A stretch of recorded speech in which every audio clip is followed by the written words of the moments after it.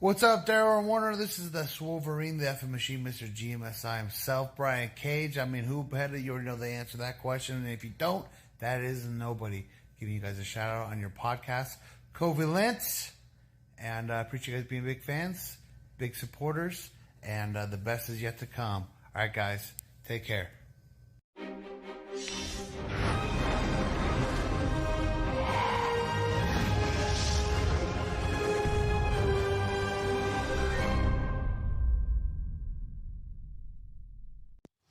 Hey, Daryl and Werner. I just want to say thank you so much for being a fan and watching NWA and being super supportive of that.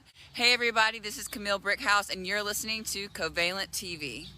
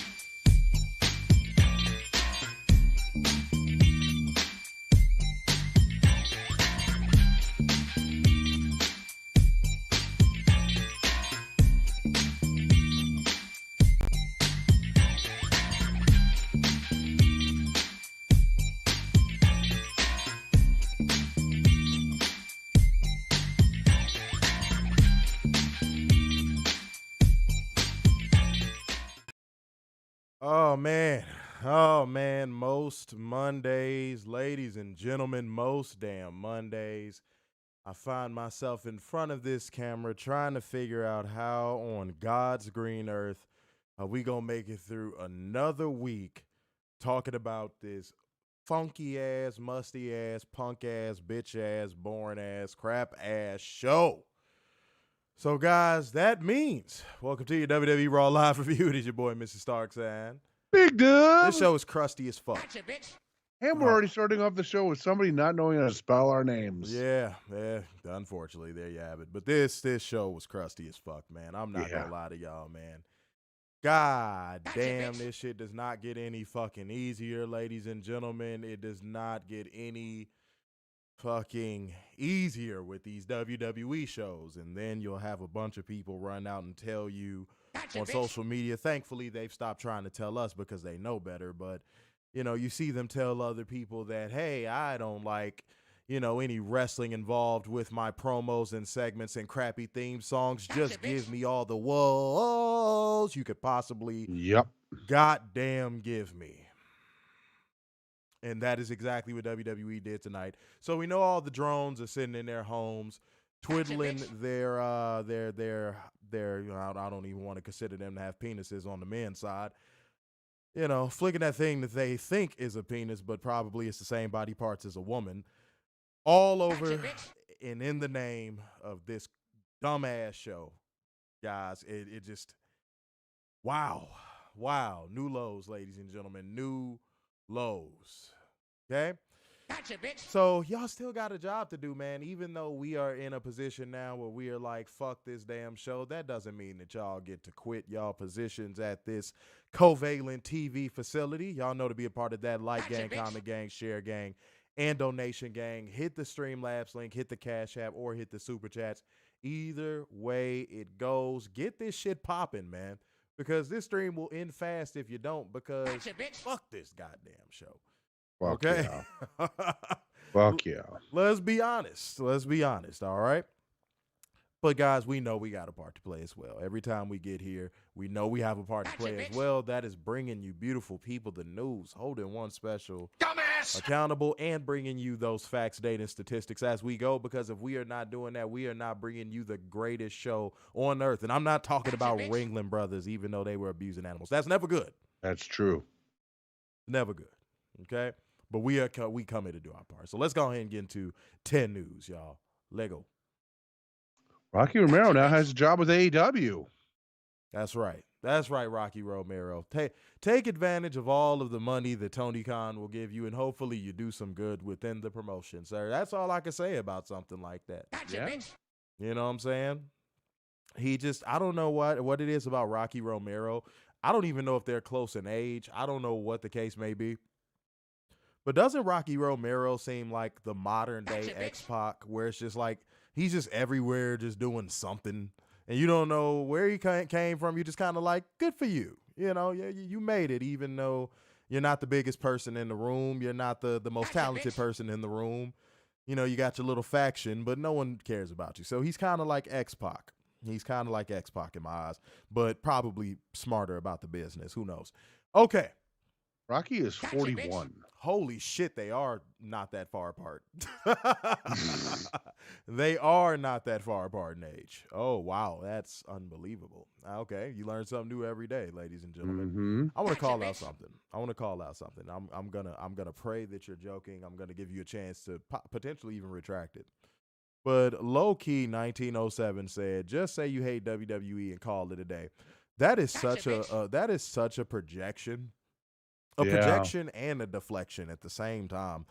It's not that we hate WWE. Obviously, we're just like everybody else. This is the product we grew up on, and we've been watching it for, 3+ decades. We know exactly what WWE is. We've seen it at its highest of highs, and we're currently seeing it at its lowest of lows. That doesn't necessarily mean because we're holding it to a standard or criticizing it for what it's worth, meaning we hate it. You know, that's the problem with everything in 2024. The moment that you offer a criticism of something and hold something to the standard that thing claims to hold its standard to, it's all of a sudden hating. That everybody loves using hating, and they use it wrong and incorrect and improperly. And that's not what we do. So we're not going to say we hate WWE, because if we want to say we hate WWE, we would just say we hate WWE. We've gone on record and done shows where we flat out were just like, we hated this show. Mm-hmm. Where were you in the SmackDown review where I basically gave the whole show fucking kudos? With the Bailey promo, turning on damn score. Where were you for that? People only see stuff that they conveniently want to see, and typically that is the trait of a WWE drone. Yep. Gotcha, bitch. Sorry. And you see, I'm not yelling. I'm not mad. I'm not mad at what you said. Everybody has a right to their opinion. But when you come on here and claim us to hate something that we clearly do not fucking hate, Gotcha, bitch. That's corny. That's corny. We're not going to come on here and act like everything is, sunflowers and puppy dog tails and shit. We're not about to do that. This is not the show. And low-key 1907, from what I know, you've been watching us for a minute, so you know better. Mm-hmm. You know that's not what we going to do. We criticize AEW under the same light that we would criticize WWE. Cut that shit out. All right? So I'm going to give you a chance to retract that. All right? Did you want to comment on that, sir? Anything just beyond it's there?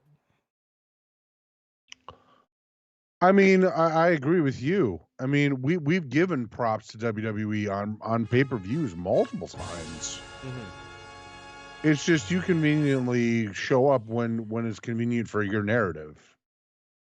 Show up and comment when it's not convenient for your narrative. Again, a trait of a WWE drone. Yeah. And to each his own, I mean, that's your thing. But we're here every week in and week out, saying what we think was good and what we think was bad. Oh, wait, and let's cook on this real fast. If you were in our shoes, and I hate doing this because like some people don't like being big bro, and I don't like big broing people if I don't have to.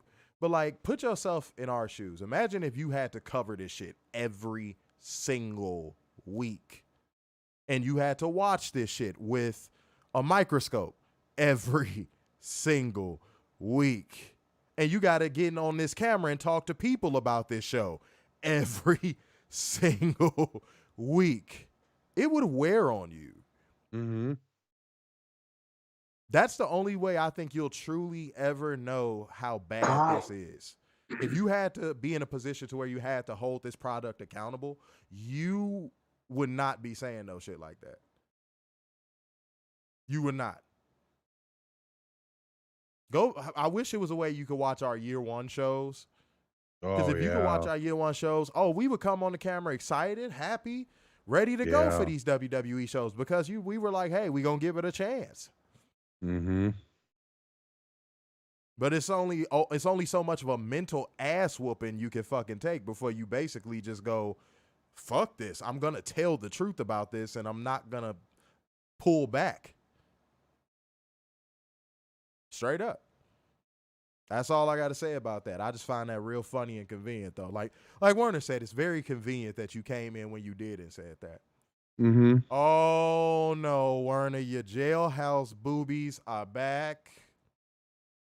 I don't see anything. It's Lindsay. Oh, I'll play it again for you. You put it I'll play it right there again for you. There you go. Yep. Your jailhouse boobies have arrived. I don't know this person. Yes, you do. No, I really don't. Yes, you do. You know them. I don't know who they are. You spend all of those cold nights with them and making them warm. I know exactly what's going on, man. I know. I see what's happening. Is this a Corey Burner account? No, I'm playing. Mamadou and Daye came through with the one schmackaroo, said, see Selena in your background. I don't even want to speak that other bitch's name. But she's not going to get parole. If I know anything, what I know about these cases, she is not going to get parole. If she does, she'd be dead within like a week. Mm-hmm. It wouldn't. No, that would not end well for her, and I don't think that's something that she wants. All right, pow, boo boo, child, because I'm not saying that other part. Said, fuck the show. Let's talk about something interesting. How many donations for Big Dub and Gray Sweatpants? Oh, it weren't. I'm telling you. Jesus Christ. I'm telling you. You need to start. You need to address your prison. I don't know these. I don't know these people. I'm flattered, but I like women. I'm sorry. Women. He don't claim y'all. I'm sorry. Okay. I love women. Okay. Well, speaking of which, my good sir, we got to go to church, and I don't even think we need to. I'm not gay more. I am delivered. I don't like men no more. I said I like women. Women. I said women. I'm not gay. I would not date a man. I would not carry a purse. I would not put on makeup. I will love a woman. Now listen, your point. That was just specifically for Werner, okay? That was specifically for him. Thank you for sending us to that early chat. You know what I'm saying? We appreciate all of the love, man. Now, every donation will send us there, so hit that Cash App, hit that Streamlabs link, or hit those super chats, ladies and gentlemen. Let's get this shit popping, all right? Now, Loki did respond and say, I can't sit through 3 hours of Raw. It's too much. That's why I'd rather listen to you guys review it. Okay, so that was a semi-retraction. Okay, all right, cool. You didn't do a full circumcision right there. But no, I get it. I get it. Like, no, that's exactly what it is. I was thinking you were being like funny. That's what I was hoping it was, because I was like, if you're saying that in all seriousness, do you not see these shows? Yeah, right. Like, come on, man. No. How can you like this crap? All right. Let me see what else. Everybody in the comment section appears to be talking about the Super Bowl. Night. Yeah. Yep. I'm going to keep it 100%. I am not a conspiracy theorist guy. I leave that to Werner and Alex Jones. Both of them have not been seen in the same room. That's all I'm saying. Both of them have not been seen in the same room. This video game's cheap. I'm thinking about getting it. Werner, Alex Jones, and Bully Ray have not been seen in the same room. Oh, fuck together. you. I am not Bully Ray. I'm just saying. Okay. But for the first time in my life, watching a Super Bowl, that is one of the first times I could ever say I felt a game was scripted. Like, I'm not even kidding. That is one of the first games I have ever watched in my life, especially Super Bowl games, where I was like, the fix is fucking in. Mm-hmm. I'm being honest. Like, and I'm not saying that because I think Patrick Mahomes is a fucking chode. Fuck Taylor Swift. Fuck Travis Kelce's fucking wannabe black ass. I can't deal with them. They're very unbearable to deal with as a team. But that ain't even what goes into me saying that. Like, everything about that game felt like, I don't know, it just felt too storybook. Like, even when it was over, I was just kind of like, yeah, something about that game just don't sit right with me. You know what the worst part about it is? It feels like they rehearsed the entire game like before they opened the gates. Yeah, it was like how wrestlers rehearse for WrestleMania, like fucking days leading up to the event. Yeah.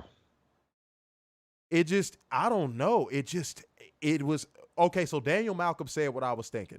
People are going, how could it have been scripted considering how sloppy the game was? That's exactly what made it feel scripted. Mm-hmm. It was too wacky. Like, real wacky shit just kept happening. How often do you see Isaiah Pacheco fumble? Like, everything about that game just felt like a movie. Yeah. So again, I'm not a conspiracy theorist. I'm not worrying. I'm not going to say they're making the frogs gay. I'm not finna say none of that shit. But again, for the first time, watching a football game, I felt like the fix is fucking in. They planned this shit together. Mm-hmm. Yeah. Daniel Malcolm said fumble in the red zone, mind you. Yeah, everything just felt off. Mm-hmm. It was like they had walkie-talkies in every player's helmet. It was like, now's the time. Throw that interception. Yep. You can do it. Yeah, now's the time. Fumble in the red zone. Like, it I don't know. From the moment Taylor Swift popped up on my TV screen for the Kansas City Chiefs, it just felt like the fix was in. High priestess to the devil. Okay, see what I'm saying? So, Werner, give your take, because I'm not even going in that direction, but go ahead, sir. Well, you got the grandson of Lee Harvey Oswald, who killed Kennedy. Yes. As the quarterback. Yes. For the 49ers. And you have the high priestess to the devil in Taylor Swift. They were doing, devil worshiping after the game. Mm. In the locker room. I mean, let's just be real here. I mean, this game was entertaining. Like, that's the hard part, is like in the beginning, before like you realize the fix was in, like it was somewhat entertaining. It was. And you're like, holy crap, we're actually gonna get an entertaining, and then you're like, oh. Yeah, and then it just started getting wacky. And it all started like halftime. Yeah, like you could hear the Benny Hill music playing in that second half. It was just ridiculous. I didn't like it. I didn't like it. At all. The 49ers couldn't string together a drive, and then all of a sudden it's like 4 minutes in the game and they could string together a drive out of nowhere. And then the 49ers kicker missed a field goal that he could have made easily any other time during the season. Yeah, it was just little stuff in that second half where I was like, I was like, See, the first half felt like you were watching a college football game. It was a lot of, high action, like, playmaking. Yeah. Then the second half was like, we're shooting this for the NFL films. Yep. But then I'ma fuck that up. One Schmacker said, Big Dub is cool and all, but in the words of White Chicks, what a beautiful chocolate man. That's exactly what they did. All right. Werner doesn't get that because he's a white boy and white people That's don't right. Like that I'm like, what the fuck is that? They don't like that movie. Wait, what? I don't even know what movie this is. Wow. Okay, sir. Do you know who the Wayans brothers are? Yes, I remember that. Those two. Do you know where your eyebrows are, sir? No. Not at all. Yes, there you go. There you go. That's what I'm talking about. But thank you. I appreciate the compliment. You know what I'm saying? That's love. Thank you. I appreciate that. I'll be trying sometimes. All right. Let me see what we got here. Aaron said, can't wait for UFL football. Go Renegades. Oh, God. Okay. Well, maybe the Renegade Twins, yes. But yes. But, that's going to be some bad football. Wait, Mr. Mayhem said maybe the NFL is scripted like the WWE. Everything in that second half just felt off. They got Vince. They pulled Vince out. They got Vince out of his cave. Yeah, he uses Beijing. Yeah. But fucking Jonathan Fenton said Pat Mahomes is a person. He's humble. Pat Mahomes is a player. He's a great player. Okay, so let me tell you something we're not finna do. We're not finna do Pat Mahomes come guzzling, dick whistling in the stream, bro. I'm not. You want to talk about a quarterback that inherited probably the most perfect situation you could inherit as a quarterback entering the league? That dude was born on third base. Mm-hmm. I don't want to hear it. Him and Ryan Day have so much in common. I don't want to fucking hear it about no Patrick Mahomes. You literally toss Patrick Mahomes on any other team but the fucking Chiefs with Andy Reid and all of those weapons. He ain't winning shit. Mm-hmm. I'm not hearing it. You cannot convince me otherwise. Sorry. Or how about this? How about this? Just take Andy Reid away. Yeah. Yeah. Because let's be real here. Andy Reid has gotten the most out of the most obscure quarterbacks in NFL history. He definitely has. Because look at Donovan McNabb at the Eagles, and then look at Donovan McNabb when he was with the Commanders. And the Vikings. Yeah. Oofa. Yeah. I'm not trying to hear it. All these people that are singing the praises of Patrick Mahomes and swallowing him and all that shit, I'm not trying to hear it. You could drop most quarterbacks coming out of college into that situation he has in Kansas City, and they probably do the same. I'm not, and that ain't even no hater shit for real. We've been watching football, I'll probably say, same amount of time we've been watching wrestling. More. So no. You just, it doesn't get more perfect than the situation he walked into. Daniel Malcolm came through with the 20 smack rule, said not being familiar with white chicks is crazy. I know. I haven't seen that movie in years. No, you ain't seen it at all. I bet it's bullshit. I've seen it. You ain't seen it at all. I've seen it. I just haven't seen it in, 20 years? Wait, and somebody said on Facebook, watch Andy Reid quit the NFL and watch what happens. Facts. Oh. Facts. Nagy takes over? Oh, God. Oh, no. Oh, my God. Oh. No. Jesus. No. Yeah, we had that experience. No. Okay, y'all. No, I don't think Caleb Williams is Patrick Mahomes 2.0. Honestly, no. I like if we draft him, I'm a cheer for him. But I saw that dude in the dress on that GQ cover, and that told me a lot. Yeah. I'm not. I wouldn't. I would make the Washington Commanders trade everything they got for that motherfucker. Mm-hmm. They want him so bad. Give us a haul. Take him. We'll ride with Fields. We'll take Marvin Harrison Jr. And we'll have your first round draft picks for the next 3 years. Mm-hmm. I'd rather. I've seen enough, and I told Werner this off camera a lot, like multiple times. I've seen enough of him off the field to know that he's not made for Chicago. I don't think he's made for anywhere, really. Oh, no, in California, he'd fit right in. Well, yeah, California, maybe Arizona. Yeah, like the Chargers would love him. Yeah. Like if they were ready to move on from Justin Herbert, which they're not. But they're not at all. But like if that was an open quarterback situation, he'd be able to slide in there perfectly. Yeah. But yeah, no, he's not. That Chicago would chew him up and spit him out. Rams probably need a quarterback in the next 5 years. Oh, they definitely do.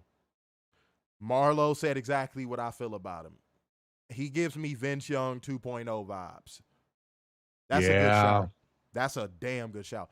But Daniel Malcolm is not to be ignored, by the way, because that donation is sending us right back to where, Werner? Church.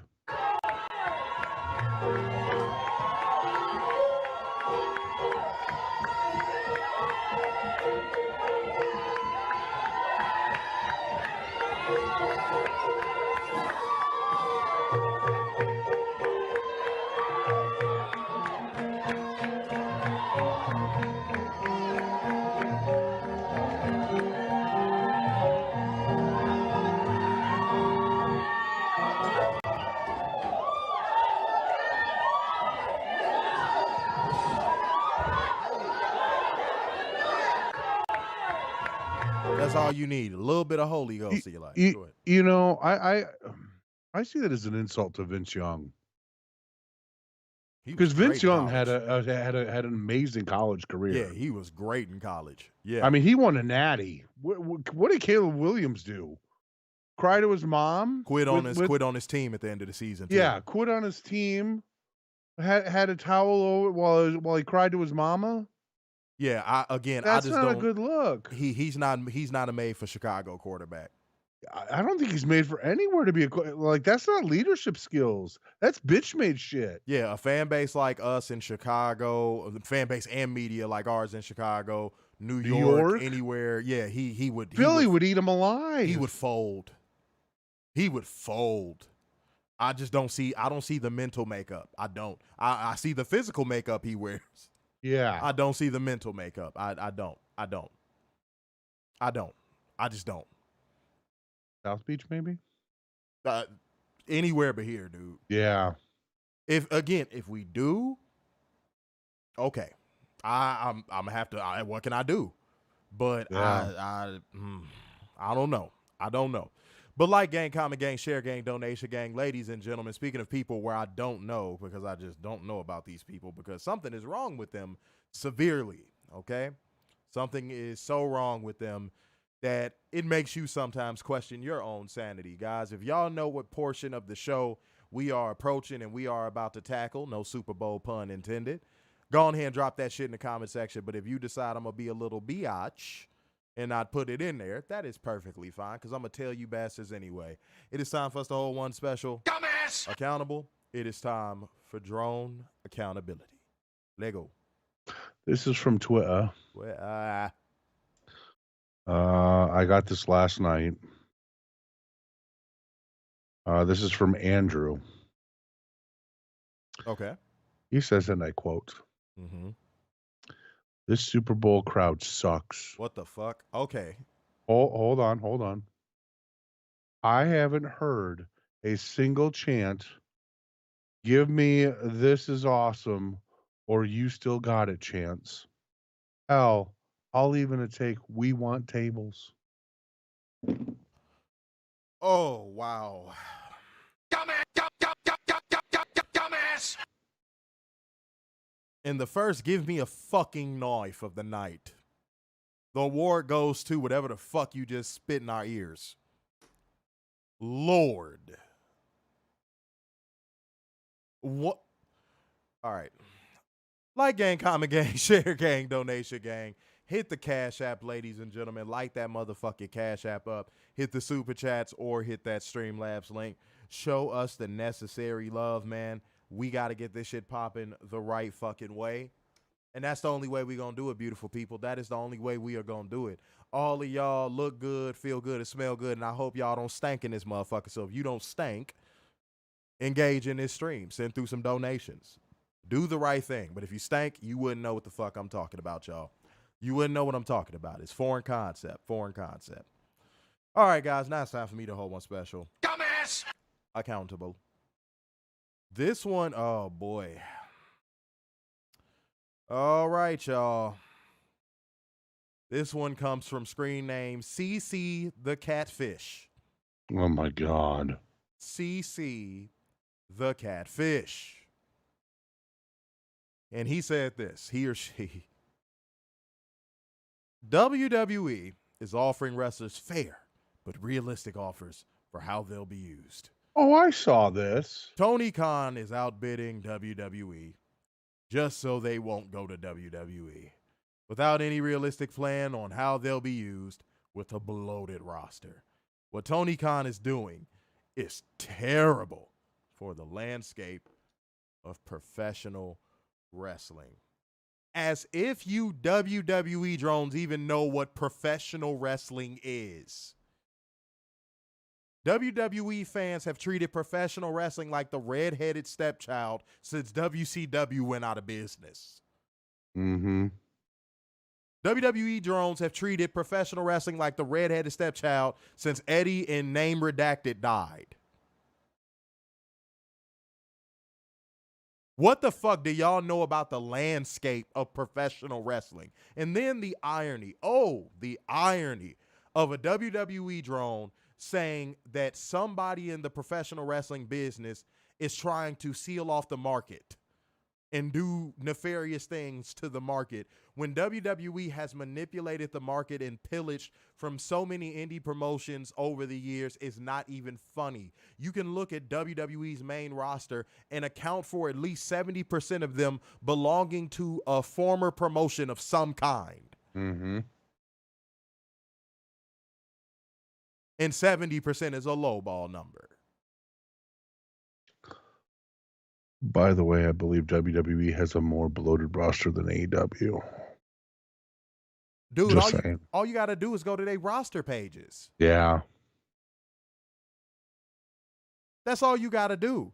And what I can't remember how long ago it was that statistic came out where it basically showed how many wrestlers are rotated weekly on AEW television versus WWE television. And y'all, it wasn't even close. AEW was rotating wrestlers at such a higher percentage than WWE, it wasn't even close. But again, drones don't like hearing facts, data, and statistics. It bugs the fuck out of them. But do y'all remember that? That shit was not that long ago. I want to say it was like a year and a half ago. Where it was like AEW rotates different, like because they did it for both the men and the women. Am I right, Warren? I think it was for the men and the women. Yeah. And this was before AEW's women's division started getting to the point that it was. So that shit debunked all of that stuff that WWE Drones were saying about, oh, all they do is just book Britt Baker, even though it felt that way. I ain't gonna lie, it did feel that way. They weren't wrong there. It didn't. It felt that way, but the statistics showed that Tony Khan was rotating more women on weekly television than WWE was. And same thing on the men's side. But I don't expect a WWE drone to know that variety is the spice of life, considering they watch a show that does the same shit every single week. So I don't expect them to know. I'm not going to sit here and get mad. I'm not going to sit here and rant or go on a crazy tirade about it. It presents itself in its own way. It's poetic justice. Because while AEW fans are enjoying the direction that the women's division is heading in and enjoying the shakeup that looks like is about to happen to the men's title scene, WWE drones are sitting here trying to figure out who's fighting who at WrestleMania. And WrestleMania is less than fucking 60 days away. Yep.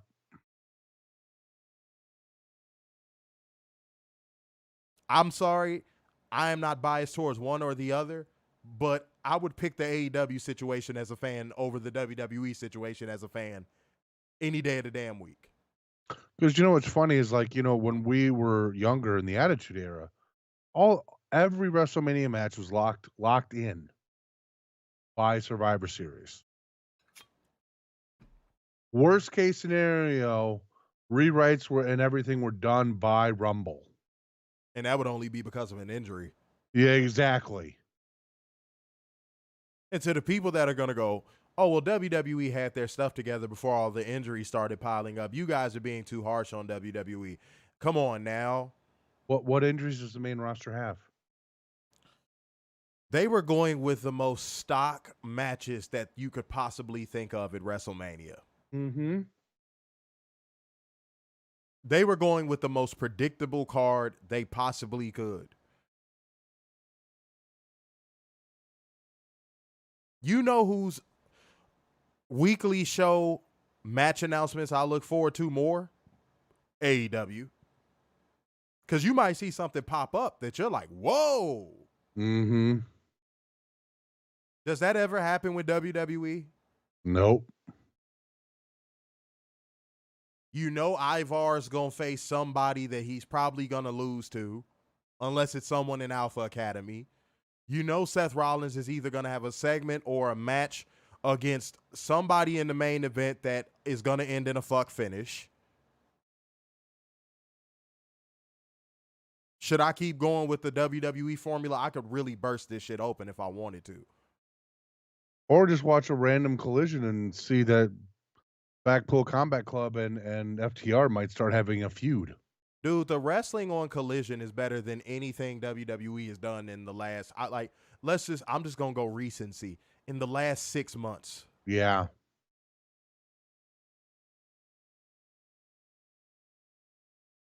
The cage match with FTR and Daniel Garcia versus House of Black was booked better as a match than anything I've seen from WWE in a long time. Tony Khan some way somehow found a way to book that match. I think that was more so Bryan Danielson though. Booked that match in a way that even Daniel Garcia didn't look like a damn weak link, and that's Daniel fucking Garcia. And they have tried and true WWE agents back there. They have Arn Anderson. They have Dean Malenko. They have all these people that were tried and true WWE people that knew that WWE formula. And here we go. And I saw somebody say this before we get in the Raw. Last thing I'm going to say, and then we're going to get in the Raw because we're going to speed through this crap-ass show. Before we get in the Raw, I want to say this. Oh, we only at 36 minutes. Oh, what am I saying? Damn, we going at a good pace. What the fuck am I talking about? But I'm going to say this. Somebody said this. Shouts out to Slick2099 on Twitter. You want to talk about a motherfucker that is not afraid of these WWE drones? I watched this dude take on WWE drones every single day. I mean, he is giving them that work. Every day I hop on Twitter, he is giving motherfuckers that work. And he has said something real profound. He said, it's funny how these just enjoy wrestling people, basically the talking point we have, but he put a remix on it. He was like, it's funny how these just enjoy wrestling people don't enjoy wrestling. Mm-hmm. I said, He said, it is funny how these just enjoy wrestling people don't even enjoy wrestling. And that's something, that's a spin on the take that we've had on this show where it's like, you hear these people say, well, be quiet, just enjoy wrestling. And my take on it was they're basically telling you, sit down, shut up, don't criticize nothing about these shows, whether it's crappy or not. Don't hold any product you watch accountable. Just sit down, shut up, and watch that crap. And I said, that's how I knew how the just enjoy wrestling phrase came from a WWE drone. Mm-hmm.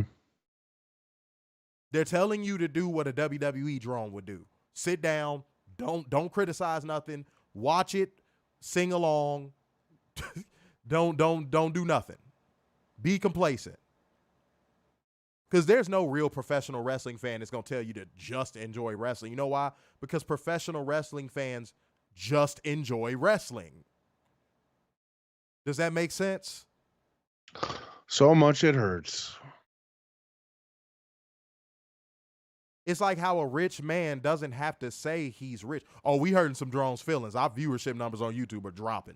We hurting some feelings. Yeah, we hurting some feelings. Yeah, rich man don't got to run around telling everybody how rich he is. Not everybody is Elon Musk. Most rich people, you wouldn't even know they rich by looking at them. You wouldn't even know they rich by seeing the place that they live.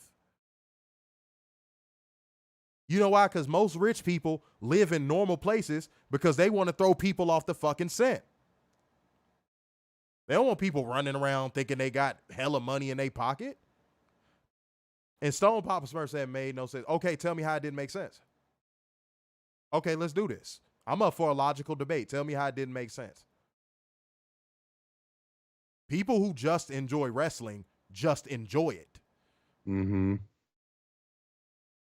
They watch pro wrestling and enjoy high-level pro wrestling. They don't run around telling everybody else to enjoy it. You know why? Because they're too busy enjoying it on their own. They'll tell you what to go watch. Yeah, they'll be like, hey, this indie promotion over here is real fire. Hey, Ring of Honor had this real fire match last week. Check it out. Mm-hmm. Collision had this dope match. Check it out. New Japan's running a great show this weekend. You should check it out. That's what people who just enjoy wrestling say. Yeah. They don't tell people, just enjoy wrestling. Because then to say just enjoy wrestling, you're saying take all of the crap too. That's like if a woman walked in your house right now and said, we in a relationship, just enjoy me. I think what just enjoy wrestling really means is just enjoy WWE. Yeah. It's code switching, bro. Mm-hmm. When WWE Drones are talking to actual pro wrestling fans, that's their way of code switching. Mm-hmm.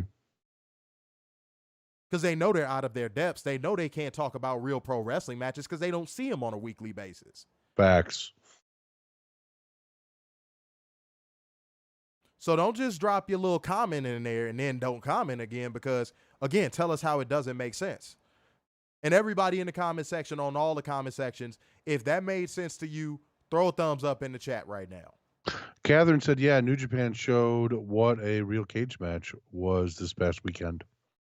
Right, and I'm going to have to check that out. Yeah.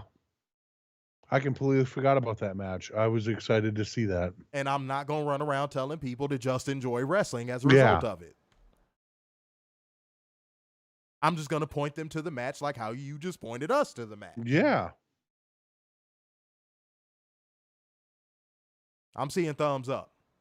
So Stone Papa Smurf came in here, got in his feelings and dipped. Yep.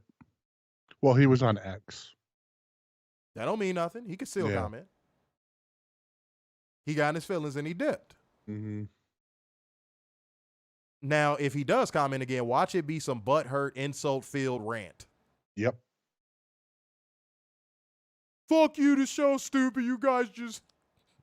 Watch what I say. When they can't beat you with logic, they try to take you down to the lowest level possible. Mm-hmm. When they can't beat you with facts, they try to take you down to the lowest level possible. So either show yourself to be a bad faith troll or come back with some logic. But so far, your silence is speaking volumes. Just saying. Yeah, everybody's saying thumbs up, thumbs. Yeah. Simple as that. Well, let's get into Monday Night Raw, ladies and gentlemen. Let's do it for Stone Papa Smurf, because just enjoy wrestling. Dude, I hated that phrase from the moment I saw it. Mm-hmm. I hated that phrase from the moment I fucking saw it. All right, y'all. We get footage of Cody Rhodes arriving at the arena and commentary welcoming us to the show. And we kicked off with Imperium, which was Giovanni Vinci, Günther, and Ludwig Kaiser. I'm going to start calling him Earwig Kaiser. Versus Jey Uso in the old day. Because there's nothing main event about Jey Uso. No. There's Cocaine Mountain next to Jey Uso, but it's no. Man, I will never find that irony any funnier than I've already found it. The fact that people call Tony Khan a cokehead, but then listen to Jey Uso promos and don't have that same energy is so funny to me. That is just like the irony of that is just hilarious to me. I don't know. Because if y'all knew what an actual cokehead was like, go listen to a Jey Uso promo. That's literally what cokeheads are really like in real life. Mm. No, what Tony Khan does when he cuts promos and his eyes are all big, that's what anxious nerds look like. Yes. I've seen plenty of Tony Khans in high school. That's what anxious nerds look like when they have to stand in front of a room full of people and talk. Tony Khan is more like Nick Cannon's character in Love Don't Cost a Thing. Got to get that credit for the speech class. Yeah, that's what Tony Khan is. He's an anxious nerd. He's not a cokehead. I've never gotten cokehead vibes. Now, Jey Uso's promos, I was like, this dude sniffs lines. Yeah, we finna go out there and fight. Then I'm gonna watch Wizards of Waverly Place. And then I'm gonna uplift, and I'm gonna yeet, and then I'm gonna jump down, and I'm gonna come back, and then we gonna bring it back around with the New Day, and then I'm gonna watch the Bulls. That's how cokeheads actually fucking talk. I would not be surprised if you watch Wizards of Waverly Place. Bro. And yeah, fuck that yeet catchphrase. Shit is stupid. But yeah, oh, dude, like that's what a cokehead sounds like. Daniel Malcolm said, watch Chris Brown interview if you want a cokehead. You got to watch his interviews in like the last 2 years, but yeah. Yeah. Let's be for real. Oh yeah, when that jaw get to moving, that's how you know. Oh, absolutely. It's either Coke or Molly, one of the two. But I ain't trying to hear none of that about no motherfucking Tony Khan no more. That the jokes were corny to begin with, and people still running with it makes it even cornier because it's like everybody's just piling on. Everybody's just piling on to that crap. But like, gang, comment, gang, share, gang, donation, gang, we getting kicked off in the Raw, man. All right, y'all. I'm going to go straight through it. Jey Uso in the old day win by pinfall with the diving splash from Jey Uso and Giovanni Vinci. Wow, that wasn't predictable at fucking all. No. This match, again, typical 6-man tag WWE formula. Everybody go out there and spam your signatures from the mid portion of the match till the end. In the beginning, a lot of posturing and, oh, I'm fighting for the tag, my vital organs. It's the same formula. It bores you to tears, but the WWE, faithful eat that crap up. But pack that shit up, Duke Juice. Trash. All that. But any thoughts on this match, sir? What was the reason? Is there a reason to this match? Before we jump into the show, like, was there a reason to start this show off with this match? Was there anything on social media that I missed that said, hey, the reason why these six are fighting each other? Where's the story? Remember, Warner, you're not supposed to give it the same energy that you give AEW. You're not supposed to do that. You're not supposed to do that. I'm sorry. I'm sorry. No. My bad. Not supposed to do that. No. My bad. Yeah, you're only supposed to praise it.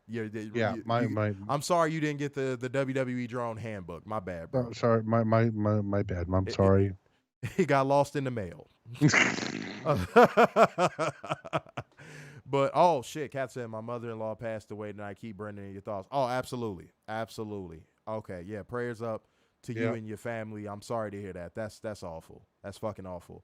Yeah, no. Sorry to hear that. Thank you for being in the stream. Appreciate you. Mm-hmm. For real. Wait, hold on. I missed a couple, Jones. Rumpleman came through. One Schmackaroo said show was filled with so many damn ghetto clanks. That's funny as hell. Freak that like Knob G said one Schmackaroo. Well, I'm sorry, one Smackaroo said, Jesus Christ, Jimmy Uso, another DUI. Wait, whoa. Is that? I saw like a brief second of what he said. I tried looking it up. I have not seen anything. I thought for a second, that was going to be hilarious. All right, John. I looked on Twitter. I looked on Frightful. I looked on Wrestling Observer. I have not seen anything. I'm keeping an eye on it,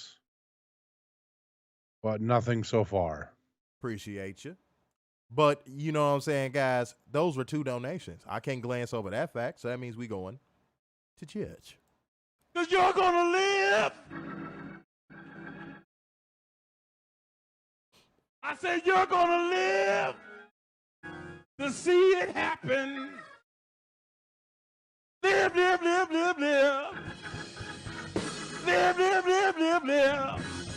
Going to my seat, but live. Live.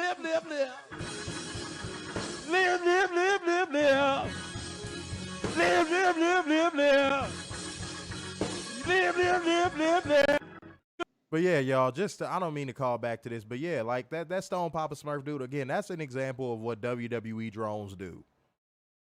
I just want to say that again so everybody knows. When they can't beat you with logic, they either insult you or run away. So that's why I applaud what that Slick 2099 dude is doing on Twitter, because he's just destroying these motherfuckers. He is destroying all of the narratives that the WWE fan base has created over the years about, other wrestling promoters. He's just single-handedly taking these motherfuckers on. This dude is like the Punisher.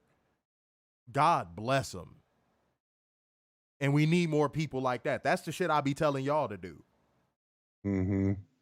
It's no reason to be afraid of them. Worst case scenario, they just gonna call you some names. and try to dox you. Like, but they never succeed at it fully because, like, all you got to do is report them and those accounts come down. So yeah, don't be afraid of them, man. They are about as harmless as anything you could think of. They are not a threat. Do not be afraid of them. You know what I'm saying? Captain said you're gonna live to see that felony theft charge. It's funny as hell. Said WWE is great and AEW is bad. Remember, Werner? Yeah, he didn't get his handbook. No, I didn't get the handbook. Yeah, no. That's all you're supposed to say. You're not supposed to say anything other than that. All right, but like gang, comment gang, share gang, donation gang, y'all be leaving the Cash App hanging. We appreciate all the donations, but y'all be leaving the Cash App and these super chats hanging. So let's light those up, man. Let's light both of those up. Wait, where were they tonight? Oh, fuck. Kentucky. Why? Well, maybe I can look up a local TV station. Wait, 5-star said nothing makes sense. Yeah, but on WWE programming, it doesn't. But let's keep going. We get a recap of the WrestleMania XL kickoff press conference as if we haven't seen that enough. Then Bobby Lashley, Street Profits, and B-Fab make their entrance to send us to break. Back for commercial. We get... This motherfucker only went back to be with Charlotte, I swear to God. We get an Andrade vignette where he talks about how life has shown him he has to decide how he has to decide. And he talks about his love of this business and how WWE was the next step. From NXT champion to United States champion, but his titles weren't enough. And he had to leave to remember who he was. Now he's back and he knows the direction is clear. Earth to McDickhead. You haven't had a match on TV since Rumble. Mm-hmm. What?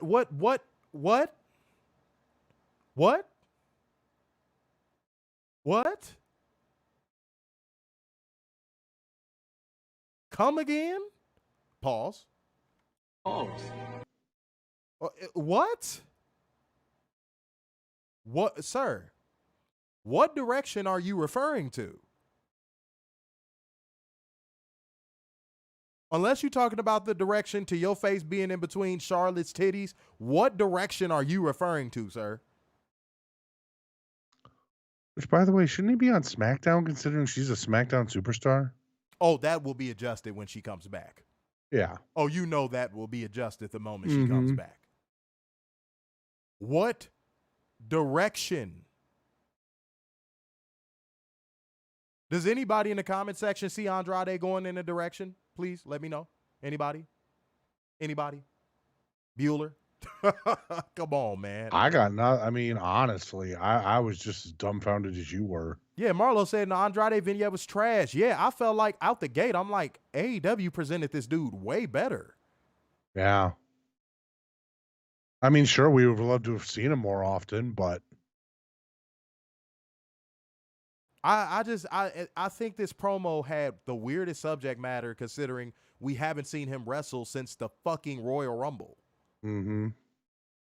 Now, if we seen him win a couple matches against main event caliber wrestlers leading up to this vignette, sure. But this just made no sense. I don't want to harp on it too long. Somebody said downward direction. Somebody said direction of catering. So it is somebody on Facebook said the wrong way. Yeah, I don't know what he's talking about. 5-star said the drones blocked me. Good. You said that like that's not a win. Good. The less you see of them on your timeline, the better. Trust me. Sometimes you know what I do? This isn't baiting. I swear to God, this isn't baiting. Like, it will literally be my opinion. I will post an opinion about something that WWE does just for the drones to come out, just so I can block a gang of them. Yeah. I'm not even kidding. It's not that I don't mean the opinion I post, because I definitely still mean it. But, like, I know that it's going to get them upset, and they're going to come under there calling people names and shit like that. So, the moment they pop up, I'm like, yes. I can block all of you in a batch now. Mm-hmm. Instead of having to block all of you over scattered post. So, yeah. So, no, that's a good thing. This man said maybe Andrade will face Gunther at WrestleMania for the IC title. That's not that direction or step up that he's talking about. I'm going to win a mid-card title after I already won one.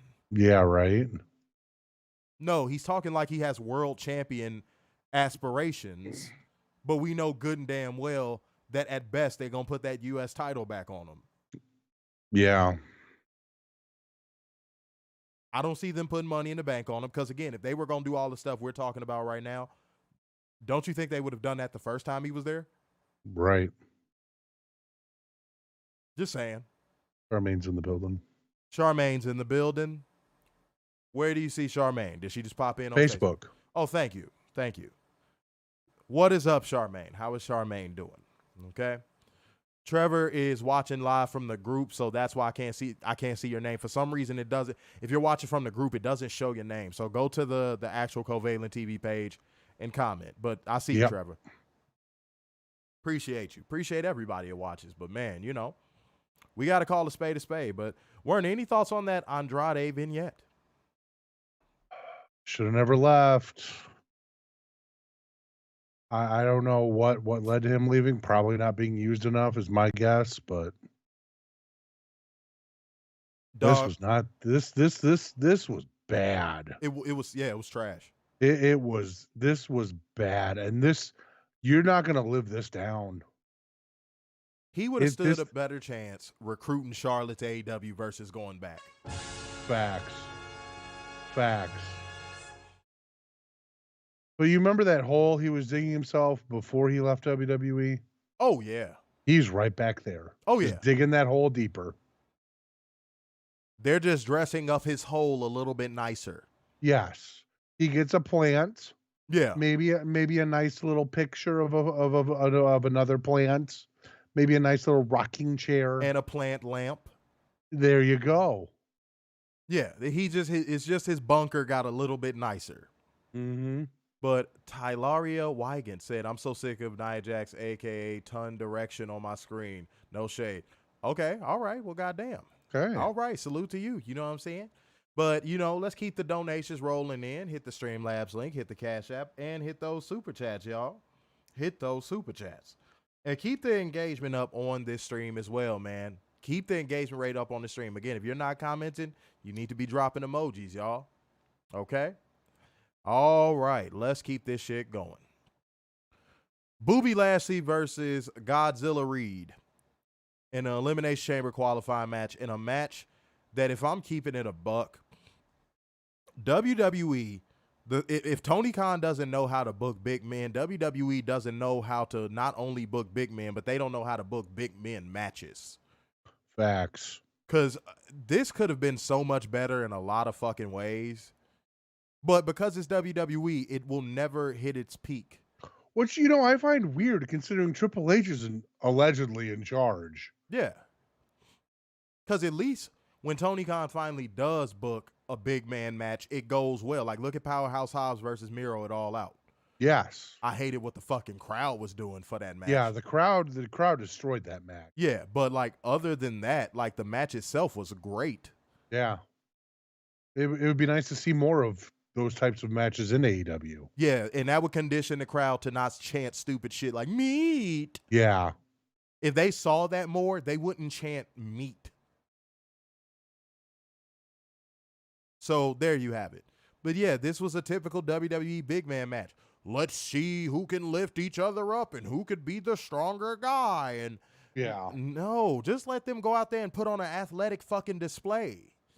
Oh, because it's impressive when you see a dude of that size go out there and just do shit that you don't think he's capable of doing. Don't even point it out on commentary. Just when they do those moves that you don't think they're capable of doing, just call it like you would call a normal move. German suplex. Yeah.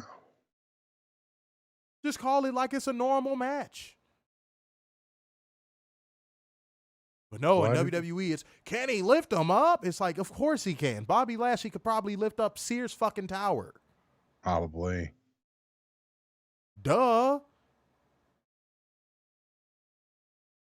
Like, I don't know. The whole formula surrounding big man matches at WWE makes me want to vomit. So and it wasn't like this 10 years ago. It wasn't. But Bobby Lashley won by pinfall with a spear, qualifying for the chamber. Thoughts on this match? You know, I wonder, is it because the fans are like much more nerdier and smaller that they have to act this way for big man matches? Yeah, big Bronson Reed. Yeah. Otis and IVAR. I mean, like, my God. Yeah, you don't have to tell us how big these men are. Pause. You don't. Like, we have eyes. We can see. Yeah, we can see. And apparently some of us, especially in AEW, have to chant meat, which is stupid. Yeah, but just treat it like a normal fucking match. Yeah. Not all big men are an attraction. Oh, and that's the my problem. God. Say it again. Say it again. All big men are not an attraction. Oh, that's Werner. You want to talk about something that is cut, fit, and tailored to WWE? One more time. All big men are not an attraction. Oh my fucking God! Somebody said it. But here's the thing. That's both places. But we know who AEW practiced that has this formula problem for too. a long time. We know. No. Go ahead. I know WWE's had this problem a long time, but AEW has a big problem with it too. Man. Oh my God, bro. That is saying the quiet part loud, dude. Goodness gracious me. We know Vince McMahon had a huge issue with that. Uh-huh. Lord, do y'all remember how many main event Big Show matches we had to sit through? And main event Big Show feuds we had to sit through? Big Show world title runs. When honestly, Big Show peaked as the Giant in WCW. Oh, wait. Oh, I'm saying the quiet part loud again, ain't I? I'm saying the quiet part loud again, ain't I? Uh-oh, I shouldn't have said that. You remember when he was in the NWO and he was smoking? Oh, that was a huge deal. That was a huge deal. And Mean Gene's like, it'll stunt your growth. Yeah. Mean Gene was the best, man. I miss Mean Gene. Man, all the great wrestling personalities are gone, and we're stuck on this planet with Vince McMahon. Renee's trying. Renee's trying to be a modern-day Mean Gene. Yeah, she's trying to get that energy back. Mm-hmm. But no, real talk, man. I cannot do it with WWE and that gutter trash. Again, Big Show peaked in WCW. Yeah. Hence the reason why WWE signed him. Because they were like, oh, if we could get what he's giving them in WCW, we got the next Andre the Giant on our hands. Mm-hmm. And then what did Big Show come to WWE and do? Get lazy. Yep. Start gaining weight immediately. Yep. Let himself go. Yep. Didn't get the surgeries he should have got. All of that. Didn't work like the size he was.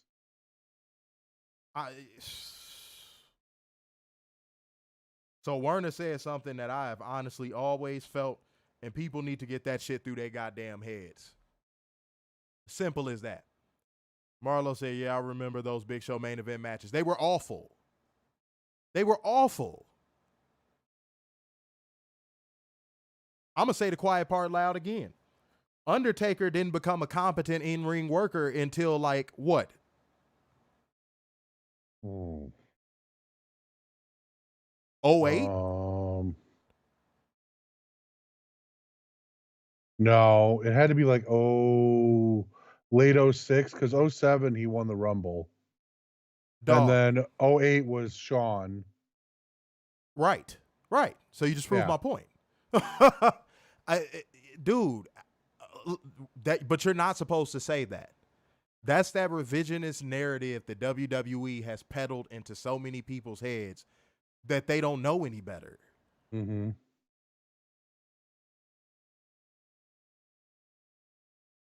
But again, we just saying the quiet part loud, ladies and gentlemen. That's all we doing.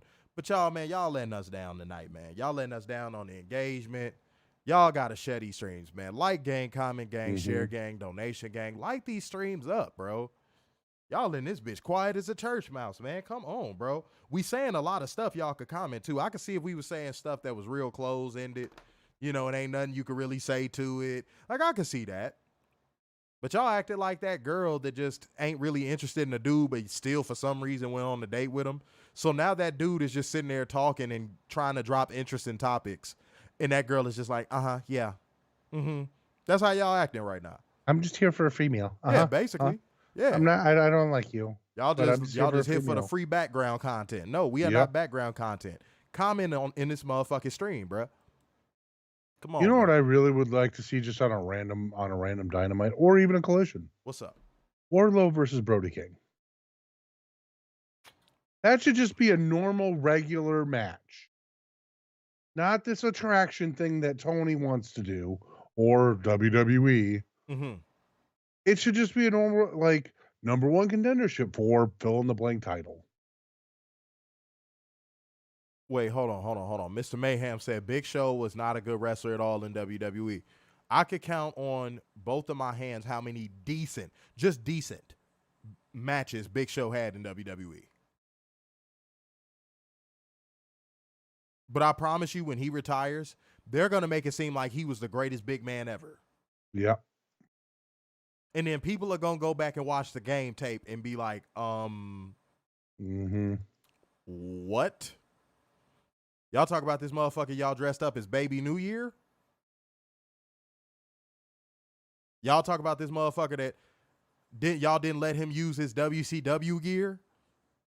Y'all let him come into promotion calling him the big nasty bastard?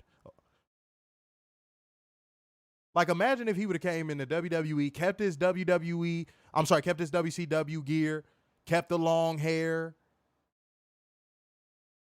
kept the smoking cigarettes. Yeah. He would have been a hit. But nope. They had to WWE-ize him. Mm-hmm. There you have it, ladies and gentlemen. All right, let's keep the ball rolling, man. Let's keep the ball rolling on this stream. We get a recap of Drew McIntyre attacking Cody Rhodes last week. Then footage of a sit-down interview with Sami Zayn follows, and he talks about how he's not giving up, and is interrupted by Shinsuke Nakamura on the screen during an interview before the arena is even open. This is dumb. Why are we doing stuff before the arena opens? That makes no fucking sense. And he compares himself to Cody Rhodes and says he'd love to see his true self in the ring tonight. Cody Rhodes is shown walking backstage to send us to break. Nakamura is like that one item that when you looking at the water, like you just sitting somewhere looking out at some water, you just focus in on it. Yeah. Like, look at that item floating. And you just see it's just going in like one direction, then it goes in another. Then it goes in another. Then it goes in another. And maybe it even washes up on shore. That's Shinsuke Nakamura. He is just out there on the water, just floating, not going in any particular direction. And any WWE drone that would come in here and say otherwise, you're lying to yourself. Facts. Shinsuke Nakamura is about as directionless can fucking get. Point blank, period. He is as directionless can get. But go ahead and give your thoughts, sir. I wish he would leave. Same. I think he's just too WWE ized now, I guess is the word, to jump ship to anywhere. I don't know what his relationship is with Tanahashi now that he's in control. It's just sad to see such a talented wrestler like Shinsuke be reduced to this bullshit. WWE is full of a lot of oh boy, you're gonna like this one, Werner. WWE is full of a lot of Charles Barkleys. A lot of guys. Oh man, you a knucklehead. A lot of guys that had immense fucking talent were the best at their position at one point, but never got a ring. You want to know why? Because Jordan said no. But there is no Jordan in WWE, and that's what makes it sad. Nope. Yeah. That's what makes it sad. you're willingly saying, I don't want to win. Mm-hmm.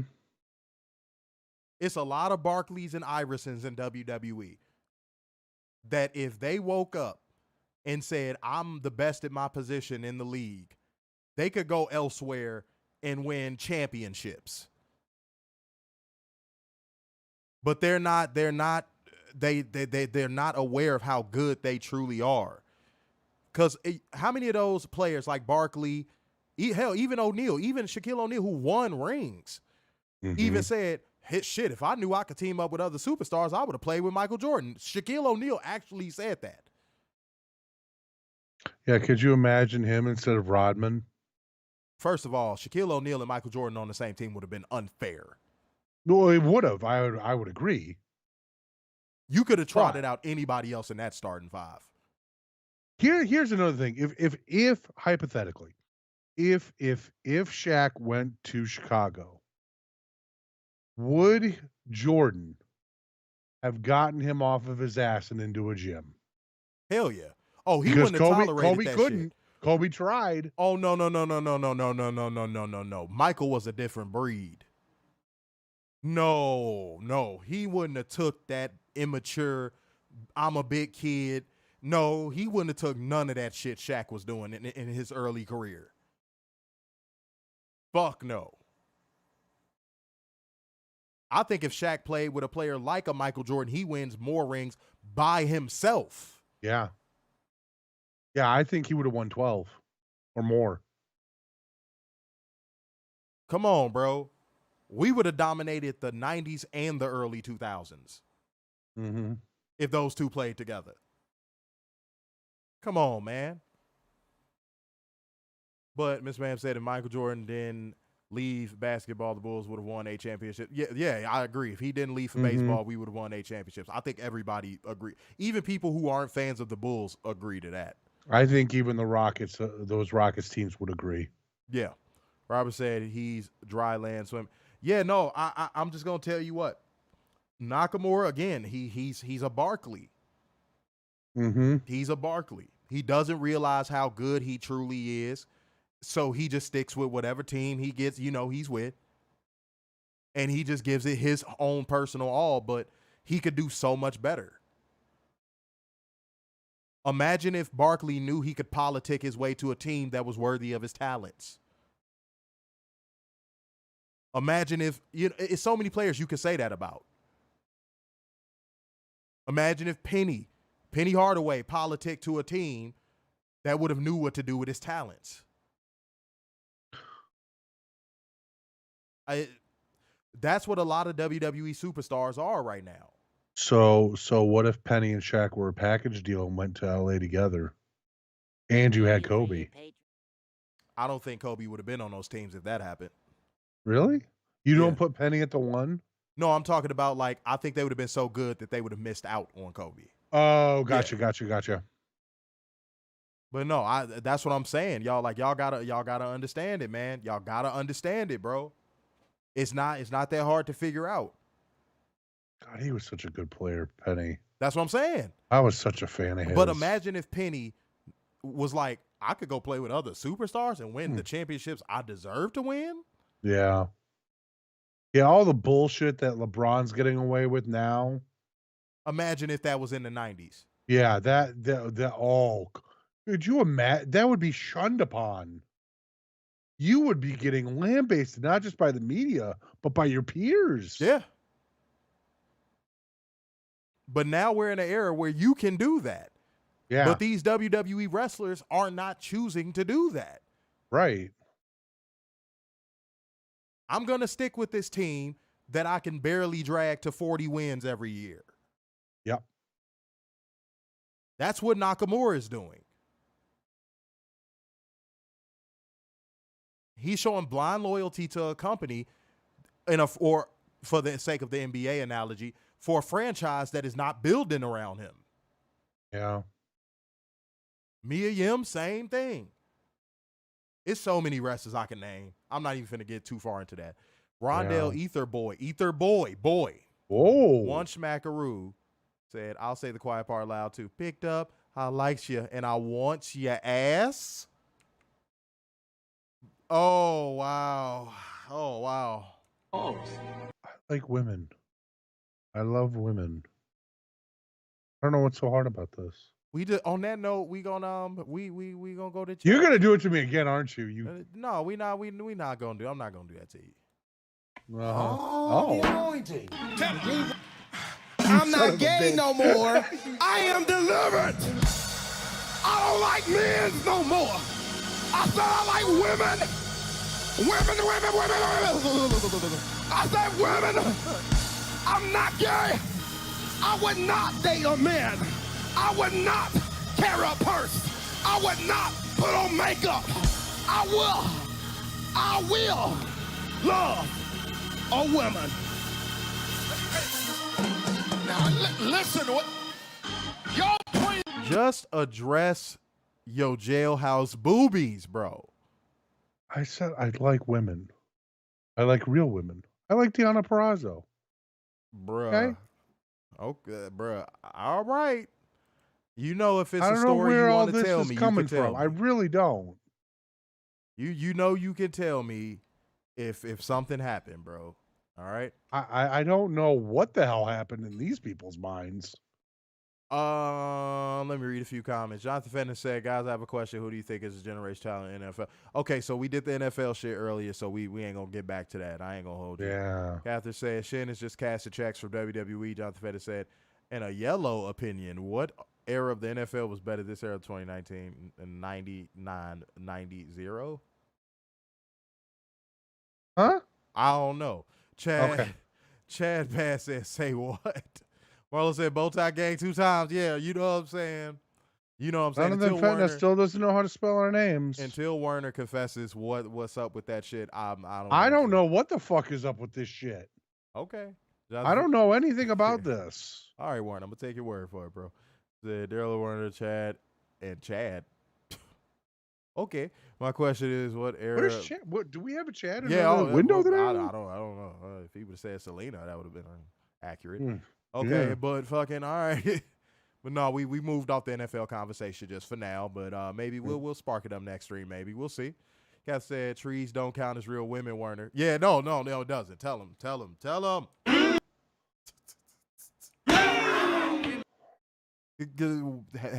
Hey.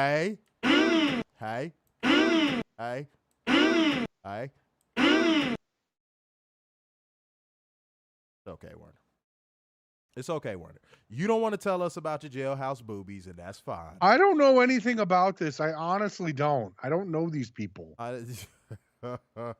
I'm sorry to whoever keeps donating as Werner's former prison lover. He doesn't claim you. I've never been to prison. I'm sorry. I don't know what to tell you. I tried to tell him to claim you, but he refuses. I cannot help you. All right? But salute to y'all, man. Like gang, comment gang, share gang, donation gang. Keep it rolling in. Keep the good energy popping because that is so important. All right? And we are going to proceed with the show. All right. Fuck. Okay. Another fucking Cody Rhodes promo. Good God almighty. You guys made your voices heard, and you guys got me where I am, and oh my God, I get to be the politician again. I'm so fucking happy. I love this. Oh my God, I wear my heart on my sleeve. Then, oh my God, I became a crybaby, and oh my goodness, I don't know how to repay you. We were all saying we want... Shut the fuck up. Seriously, this promo was trash. I'm going to show you guys the footage of The Rock calling you guys Cody crybabies because I'm being a little tattletale and...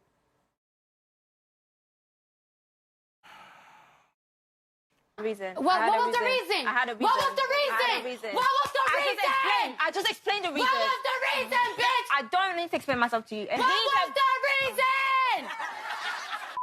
God damn. It's at least one of those moments on every show that make you just have to do a quick sinus check, do a quick brain check, do a quick mental shut down and reboot. This was the one. And then just when you thought this couldn't get any worse, He goes, I know promos are different than they used to be, and few people can match The Rock on the microphone, but what are we supposed to do with those nuggets? And he asked Pat McAfee for clarity. And Pat McAfee, being the fucking douchey dude, bro, lame ass that he is, he said, you're supposed to stick them in your ass, your actual ass. I was like, oh, give me a fucking knife. I stand on what I say about like these WWE weekly shows. Worst shit on television today. Yeah. It is. And SmackDown had an opportunity with Corey Graves and Wade Barrett, and then they fumbled it. Goodness gracious me. And he calls Rock out, oh my God, you slapped me in public. Sometimes you can hear the rivers overflowing. And I saw a look in the Rock eyes. It wasn't the people's energy, but rather malevolence. You sound like a bitch. Yeah. And she got bitch slapped on national television. Well, streaming television, but still. He sounds like a bitch. You know what he sounds like? He sounds like a sore winner. You know, you like that kid that always gets their way, and then the one moment they don't, their parents are like, oh, did we do something wrong? He's so mad at us. And they inevitably give that kid their way again. Yeah. That's what Cody Rhodes is like. And then he has that shit-eating grin on his face because he got his way. That's what he's acting like. He's taking a victory lap. Yeah. Dude. Your fan base are crybabies. Like, the only thing you said right in this promo is if your fan base wasn't crying and flooding everybody's fucking timelines, we probably would have just got Rock versus Roman. Oh, shit, Warner. Here we go. Here we go. I'm going to say the first part. I ain't saying that second part. Fandango. Washbackaroo. Big Dub. Don't be so closed-minded. Give your fans a chance. Eggplant emoji, booty emoji. Werner, at some point, you're going to have to tell me what's going on, bro. I really don't fucking know. I would like to think this is a troll from wrestlers or somebody that I do know. I don't know these people. Until they reach out and tell me who they really are. Werner, tell the truth. I don't fucking know. I am really scared right now. Tell the truth. I'm really scared right now. Tell the truth, sir. I'm telling the truth. Did you fear for your life at a streaming event? Is that what's going on right now? Is that what's going on right now, Werner? Yes. You're fearing for your life at a streaming event. Yes. Well, Werner said, I need security in my place. Werner said to whoever you are, 5 schmackaroos and he'll take you out. No, that's no. Put that donation through. Werner said no, I did not. No, I did not say that. He lives on 46 River Drive in the middle of trees of Michigan. Nope. I did not say anything of the kind. Yes, he did. Nope. Yes, he did. No. You don't gotta, I know the truth. I know what I heard, sir. Mm-hmm. All right, but it's not the truth. Yeah, it's the truth. Enter Seth Rollins coming out there in a white and he came out in a leopard print coat. I don't want to. He couldn't come out seriously, could he? He couldn't help himself. He showed up seriously 2 weeks ago or a week ago, and then he showed up serious at that fucking little press conference thing. But now we got to go back to being goofball. Bro, and he's still butthurt about that Roman Reigns line. Mm-hmm. Like, you could tell he's still so butthurt. Like, now, because you notice that he had stopped doing the whole soaking in the crowd singing the song thing. You notice he had stopped doing that for, like, a couple shows. Yes. And then that's it. Yeah, and then Roman had said that one line, and now he's just doing it again. I'm like, oh, here we go, bro. I'm like, oh, that must have really got under that boy's skin. Mm-hmm. Yeah, it was a Senator Cody Rhodes promo. Yes, Marlo. That is very accurate. That is very accurate. Yeah, and it only took fucking stupid hashtags and sending death threats to wrestlers. Yeah. Yeah. That's his fan base. That's the Cody Rhodes fan base. He should be so proud of that. Catherine also said, why did Seth have to kill jaguars to make his coat? Why do white people say jaguars like that? I will never know. Because it's a jaguar. Y'all be saying jaguar. That's what you just said. Did he just not say that, y'all? I'm not saying I didn't say it that way. I don't know why white people say it that way. Jacksonville Jaguars. The fuck is a jaguar? It's a jaguar. All right, y'all. Let's keep it going, man. Okay. Seth Rollins comes out there. I'm going to make this a long story short. He offered up his bussy services to Cody Rhodes. That's it. I'm not going to go through everything he said. I'll help protect you against them. We're going to fight this together, even though you've beaten me 3 times. Storyline-wise, what incentive does Seth Rollins have to help Cody Rhodes? None. Am I tripping? Or it's the start of a beautiful friendship. No. Well, let's do it like this. If this was AEW, yeah, they would say, this doesn't make sense. Why are they teaming? This is dumb. Yeah. He literally has no incentive to help him. Exactly.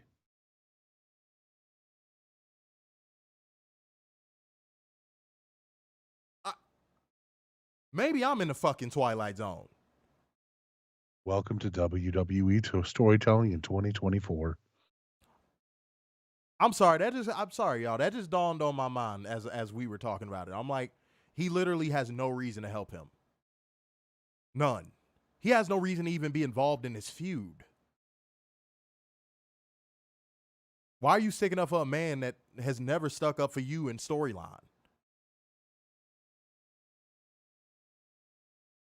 That's like black people going to the military. Why are you fighting for a country that never fought for you? It's dumb. It's dumb. It's dumb. Yeah. It's dumb. Catherine said, "Why?" Oh wait, read that already. Daniel Michael said he for sure said Jaguar. Yeah, I know he did. And most white people say it like that. The same way how they don't say, instead of saying Redman, they'll be like, "Oh, I love that Redman. He's a great hippity hop rapper." Yeah, no, it's okay. He can't help himself. It's all right. Catherine says Seth turns on Cody. And then what? Yeah, that really makes no sense. We got to watch Seth get 3 straight wins back? Yeah, that's stupid. Honestly, I don't even think Cody is winning at WrestleMania. Because I pointed this out to Werner off camera, and I couldn't wait to say this on camera. If y'all notice something, have they announced a night for that match between Cody and Roman? I think, and here's the thing. They're going to have heel Rock versus heel Roman. And it's going to flop because of Roman. Yes. It's going to fall very flat. Yeah, Alicia said, nope, not yet. Who's to say they don't pull an okie doke on you motherfuckers that were going, we want Cody, and have Roman beat him in night 1. Yep. And hell, I would even say if they really wanted to troll the fan base and have Rock win night 2. Yeah. Who's to say that doesn't happen? Who's to say that actually doesn't happen? Like, take a second to process what I'm saying and think about it. They haven't announced the night. They still seem like they don't know what they're doing. Like, even though they're going, look, we announced the match. We know what we're doing. We announced Chamber for Seth. We know what we're doing. Look at our little vignette. We have them, the 4 of them staring off at each other. So they might have a tag team match. Yeah. Which makes no fucking sense. At all, because, again, Seth Rollins has no incentive to help Cody Rhodes. Exactly. And Rock has no incentive to help Roman outside of family. Exactly. So I don't know.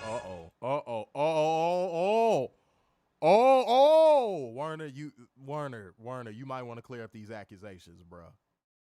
I don't know who this person is. You got King Salad Toss coming through with one schmackaroo saying, I'll show you a great time, Werner. Oh, Oh God. No. Bro. Bro.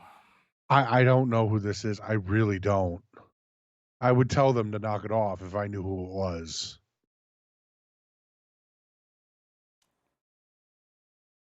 Bruh.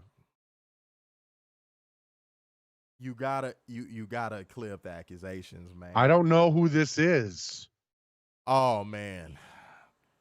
I really don't know who this is. Oh man. Mayhem said The Rock versus Roman Reigns doesn't need a title. In WWE's eyes it does, because look at what they were gonna do before all of the Kodiaks went crazy. Yeah. Like, I agree with you. I don't disagree with that sentiment. But I'm telling you, WWE doesn't think that way. If they did, we would have saw that play out in that fashion. Let's say this Big Dub shit more entertaining than Raw. Yeah, oh yeah, that it's a full-fledged butthole attack. Pause. On behalf of Werner. And he just won't tell me about this escapade. I don't know who this is. It's okay. It's okay. You don't got to tell me, bro. You don't have to call. It's okay, boy, girl. Oh, man. All right. I honestly don't know who this is. At least talk about some Miss Zoey under a different name. Yeah. That would be fucking hilarious. Strong likelihood. Strong likelihood. Bullshit. But no. Old Day and Jey Uso are interviewed backstage. Jey talks about getting a title shot against Gunther. And Liv Morgan makes her entrance, watch me, to send us to break. I hate her fucking theme song. Oh, God, and I hate her catchphrase as well. Liv Morgan against Zoey Stark in an Elimination Chamber qualifying match. I'm going to be completely honest. God bless Zoey Stark for trying to make Liv Morgan look semi-competent. God bless her. This match had such an up and down weird pace. Basically like Werner's night with whoever keeps donating. Okay. But Liv Morgan inevitably won by pinfall with Oblivion, qualifying for the Chamber. And the reason why I say inevitably, WWE matches are so predictable. The moment you see them announced, you're like, that person's winning. They're so predictable. It's so pathetic. But thoughts on this match, sir? I wish this match never happened. Because this match was so disjointed and like Liv didn't. It was one of those going through the motion matches that no one cared about. And no one's. I know there's a lot of trolls online who wanna go after Liv, who wanna fuck Liv Morgan and push her to the main event scene again for some odd reason. I just don't see it anymore. It's done. Again, she had her go. Yeah. She had her go. Let now it let it go. Right. Now let it go. We saw what she could do in that position. Giggity. I'm like, goddamn, you dirty bitch, you dirty bitch, you dirty bitch. Yeah, we saw what she could do in that position. It didn't work. It didn't work. It didn't work. It just ended with a whimper. That's all I know. Yeah. Okay, y'all. Let me tell you something. I'm starting to feel like WWE is doing that thing that they always do, where it's like, we don't know what to do with this particular person, so we're just gonna keep rehashing the same story over and over and over and over and over and over until we can figure out what we want to do with this person. Basically, like they did with Liv Morgan before she won the title. Yes. It's only so many times you can see that underdog story. We saw that shit with like four or five times with Liv Morgan before she finally won it. And then when she won it, it was a flop. But they're now doing this with this Judgment Day R-Truth thing. They don't know what to do, bruh. Mm-hmm. They're like, do we end it? Do we not? We're making money, but are we really? Like, you could tell they just do not have a clue of how to end that. Facts. It's embarrassing. They are lost at sea when it comes to that Judgment Day R2 shit. They don't know what to do to stop it. Mm-hmm. You can tell. They drive in a car with no fucking brakes in traffic.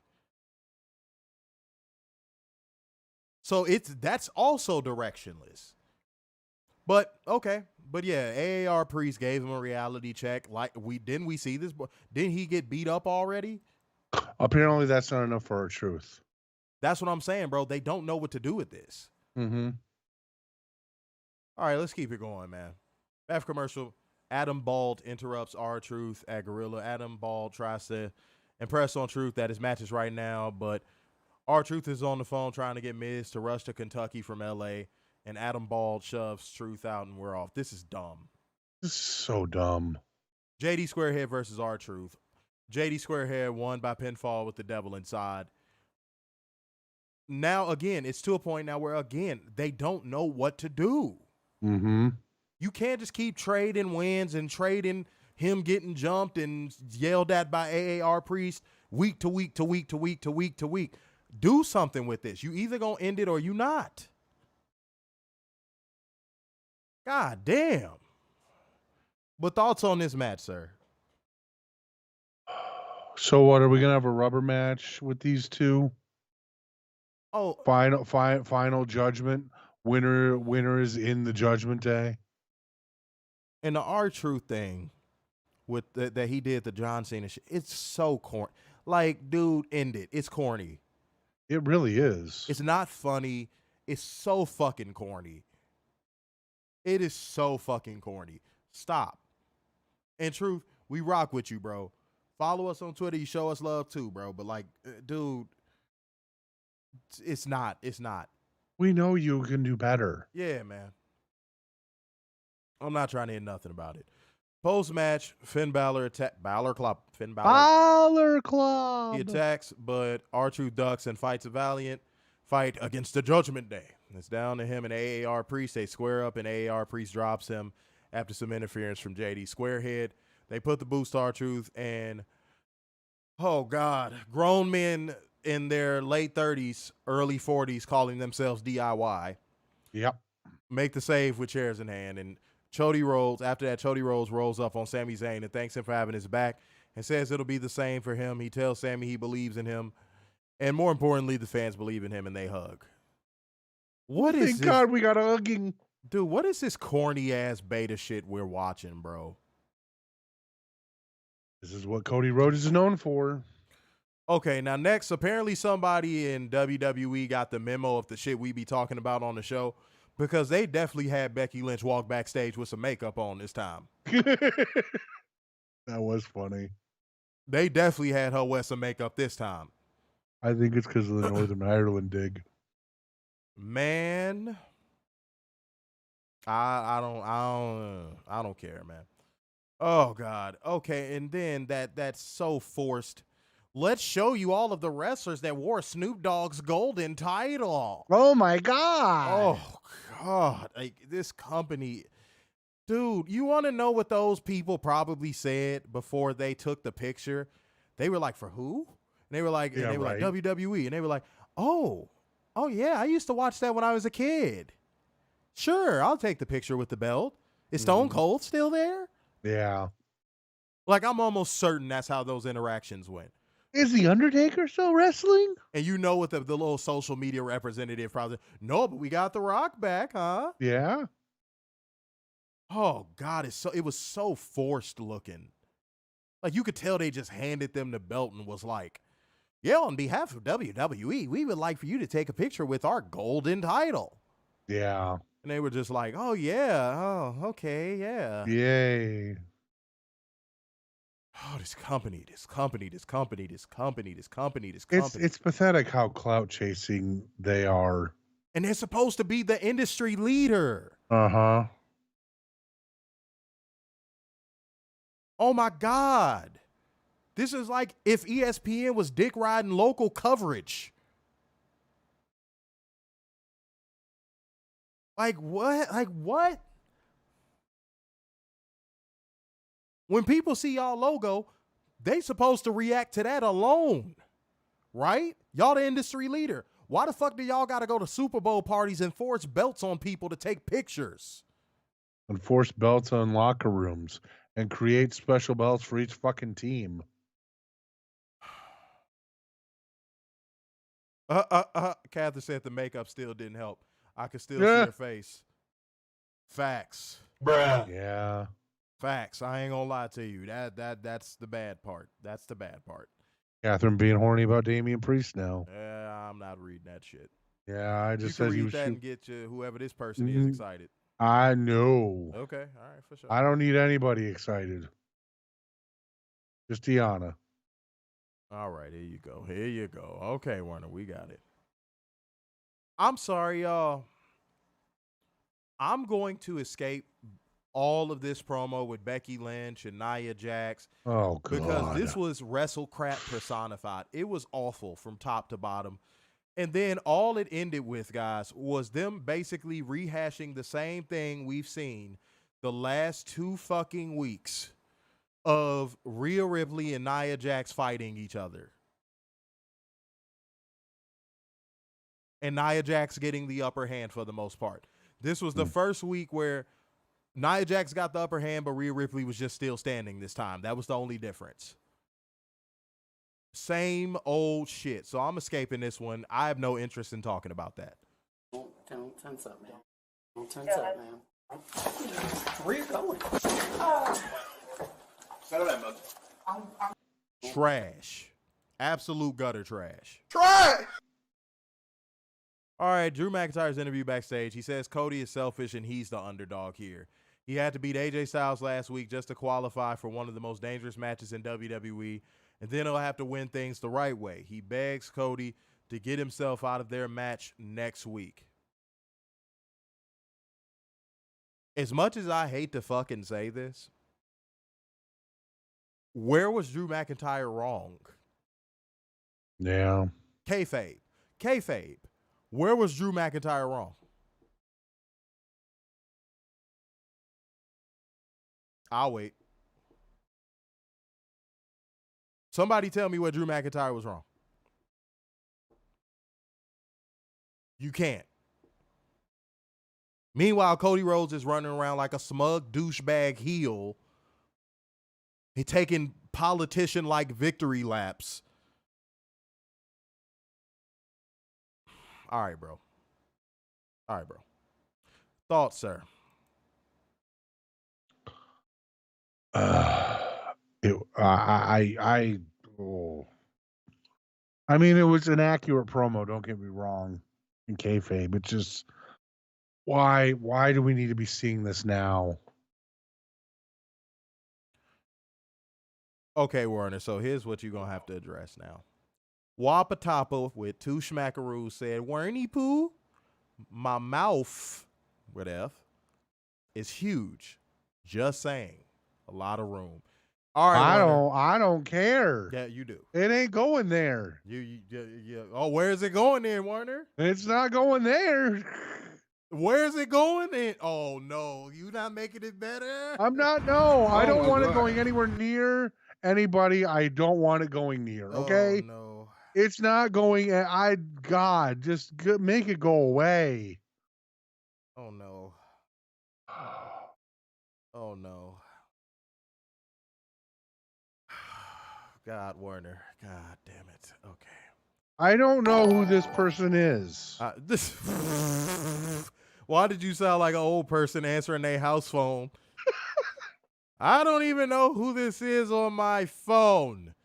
I don't Who's want on my any answering machine? Publishing clearinghouse. Jesus Christ, bro. You're not making this better. Oh, my God. I don't want anything. No, I don't want any of that. No. You apparently do, sir. No. Okay. LA Knight makes us interested. We go to break. Back for commercial. R-Truth thanks DIY for the save. And he calls them DX and says Johnny Gargano is Shawn Michaels and Ciampa is Triple H. No. And he asks about Road Dogg, and Johnny admits he's a sexy boy as they cut away. God. Let me tell you something. Y'all know how y'all would hear them reports come out about how Vince would book a certain segment and like be laughing hysterically because it was only funny to him? Warner, correct me if I'm wrong. Didn't this feel like that was like the same thing but for Triple H? Yeah. Like you could just picture Triple H dying laughing at that segment. Mm-hmm. Meanwhile, everybody else is just sitting there silently like, do we say something? Yeah. That's what this just felt like to me. It just felt like the only person that got humor out of this was Triple H. This was not funny. Oh, boy. WWE, y'all. WWE. Industry standard right here. IVAR versus LA Knight. LA Knight won by pinfall with blunt force trauma, qualifying for the Elimination Chamber. I'm finna start flying now. Sami Zayn walking backstage when he runs to Drew McIntyre. Drew McIntyre tells him to keep his name out of his mouth and his nose out of his business. Sami tells him he's in his way, and Drew makes a big show of stepping aside as we go to break. Back for commercial commentary hypes next week's show up. Adam Pearce is chatting with Candice LeBoring and Indy Hartwell when Chelsea Green rushes in to demand a spot in the last chance battle royal for the women's elimination chamber. Adam Pearce says he's got hard decisions to make, and Chelsea Green whines about it, demanding a singles match. Shayna Baszler rolls up to offer happily to ruin the dreams of Chelsea Green. Sami Zayn versus Shinsuke Nakamura. Boring. Go ahead. Name a more over female right now than Chelsea Green in WWE. Dude, she's again. Do we got to have this discussion again, sir? Apparently, that's a no. I know, but still, name a more over woman than her. There is none. Well, Rhea Ripley, but that's I'll give you Rhea Ripley, but yeah. But outside of Rhea Ripley, no. Dude, I'm telling you, she got over on her own. That's the problem. Yep. That WWE system was never going to change, bro. That's the problem. That's the issue. She got over on her own, and they said, no, bad Chelsea. You don't do that. You saw it start with the Samantha Irvin thing. Mm-hmm. Now you're starting to see it with her booking. The last step is seeing her lose a gang of matches. That's how the WWE burials are always set up. They take away something that makes the crowd cheer you or adore you. They fuck your booking up, and then next thing you know, you're off of TV and people forget all about you. Unless they really want to fuck you over, and then they do what they did to Sami Zayn. So you could take a guess of what phase she's in at this point. Yeah. Just saying.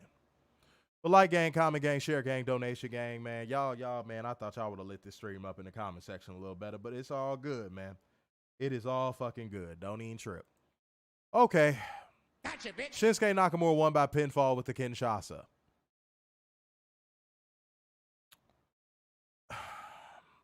And it was all to set this up. Post-match, Nakamura and McIntyre both beat Sami Zayn down until Cody Rhodes makes the save. A Cody Cutter sends Drew packing, and a Crossroads lays Shinsuke out, and that was the show. Mm-hmm. You know what WWE is doing for all of the people that are not smart enough to understand? They're going to give Cody, pardon me, as many wins as they possibly can give him to cushion the blow of when they inevitably fuck him. Mm-hmm. Let me say that again. They're giving him all of these little pointless, meaningless wins and all of these babyface wins to cushion the blow for when they fuck him.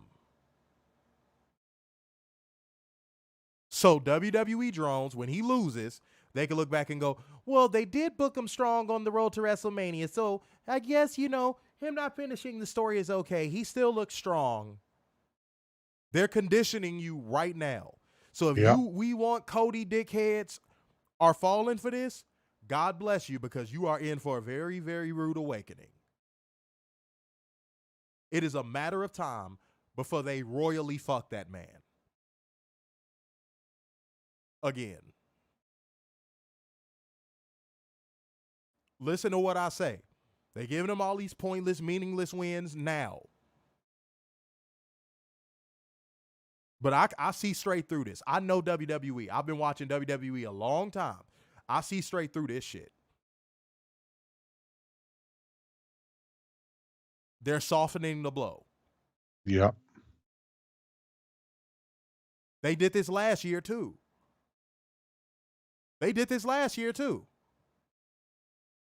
They had him win all those matches leading up to WrestleMania. Seemed like he was going to get his moment and finish the story. What happened? Lost. And they're doing the same thing again. But thoughts on this match and the post-match stuff, and yeah, go ahead, give your thoughts before we get in the ratings. My first thought was, why is this the main event? Because this match was god awful. Oh, match was terrible. I'll give you that. The stuff with Cody, I completely agree with. Because it's just, and then you know what else is he's gonna disappear for like what, 3 months, and then show up at what, Saudi or whatever, in June or whatever, to a triumphant return, and everyone's gonna go, oh my god, he's back, and and he's not gonna mention finishing the story anymore. Screen name VD over there on Twitter said they won't let Cody win like that. No, they won't. See, you get it. They're not. They're doing the conditioning now. But people are so fucking dumb. These fans those WWE fans don't even see it. It's like WWE is booking Cody Rhodes like they know their fans are marks. Yeah. And I mean marks in the true definition of what a mark is. Not the shit it became in the internet wrestling community and people start throwing it around without knowing what it actually means. Or even the origin story of it. I'm just telling you. So be mindful. All right, Wapatapa said, weren't he poo? My mouth is huge, just saying a lot of... Oh, wait. Oh, man. There you go again, Werner. I don't know. There you go. You got, man, you're not addressing it, man. I see what's going on. I am I'm saying no. All right, no. No. Maltrouch said, how much for them feet pics, Dub? Oh, man. $50 billion. Dub, can you do something for me? How much did Twitter cost? That's how much a feet pick will cost. I think it was like $30 billion. Yeah, so $30 billion. Which was a drastic overpay. Yeah. Oh, man. Oh, God. Well, Werner, there you got it. Okay, all right. There it is. There you got it. That's your fan base right there. That's your loving. All right. Fernando saying, okay, wait, whoa, we ain't got ratings yet. Hold on, I was finna read it my damn self. -10, obviously, guys. -10. WWE cannot pull themselves out of the creative bankruptcy that they've been in since WCW died. And it just keeps getting worse week after week after week after week. Everything is so disjointed and out of place. It feels like you are watching Jenga after the fucking pieces fall. Like, it's no direction to this product. You can tell what they're doing in a bad way when it comes to booking. They're booking in bad faith right now. Facts. That's the best way of putting it. They're booking in bad faith. You can see it. And Chody's taking heel-like victory laps. It's all bad. It's all bad. You know how NBA and like the NFL have like all pro teams, all NBA teams? Like this is all bad. This is in the all bad first team. They're lost. Pardon me. They are lost and they know they lost, but they're pretending like they're not. And even some drones on Twitter are saying they're confused and they don't know where this is going. Okay. No moment of the night. Honestly, they got to give me something. Go ahead, sir. -10. I think we've been saying this ever since we started this show, but this has been the worst, absolute worst build to WrestleMania. It's awful. It's god awful. It is god awful. I thought the build to 28 was bad. Oh. I thought the build to 28 was bad. I thought the build to 20 fucking 8 was awful. This is way worse.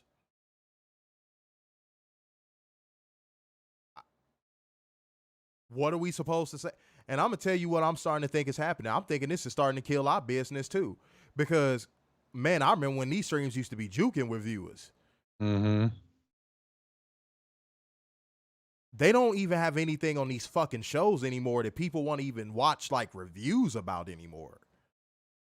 As I said a couple weeks ago, the best way to describe this shit is cold product. Yeah. And it don't look like they're going to heat up anytime soon. Yeah, this isn't a boom period like people are saying it is. Oh, God, dude. I got a drone friend that, oh, my God, he was doing that. Oh, wow, even mainstream people are talking about that press conference. I'm like, oh, God. I'm like, dude, you don't get it.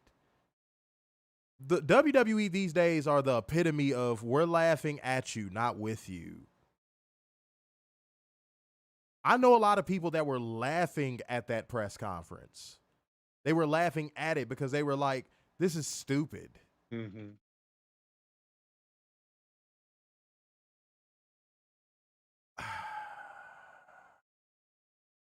Yeah, I don't know. And I'm not going to let them cop out on the injury excuse either. Mm-hmm. I'm not going to let them cop out on the injuries excuse either. Because let's be real here. All you have is Charlotte out. No, you know what they're going to go to. Oh, CM Punk and all that stuff. And that's no excuse. No. If you're the best of the best, yeah, that shouldn't be an issue. Y'all didn't have CM Punk a year ago booking WrestleMania. Mm-hmm. You didn't have him 2 years ago. So I'm not trying to hear none of those fucking excuses. I'm not. So ma'am said, I think Jade Cargill will eliminate Liv Morgan in an Elimination Chamber match since Liv eliminated Jade at the Royal Rumble. Oh. That's interesting. That's an interesting thought. Okay. Shouts out to you, Mr. Mayhem. That's an insightful comment right there. That's all we be asking for, man. Just say something insightful. Goddamn. Appreciate y'all. But again, if you're not commenting, drop an emoji. If you're on YouTube, drop an emoji, man. But y'all, let's clear the air real quick. So if you're in a mental space where you're stuck, I'm going to tell you right now, the definition of insanity is doing the same thing over and over and expecting a different result. If you feel like you're stuck and you're continuing to do the same things that got you into the quicksand you're in life, don't complain about people that aren't doing what you're doing and they're making progress.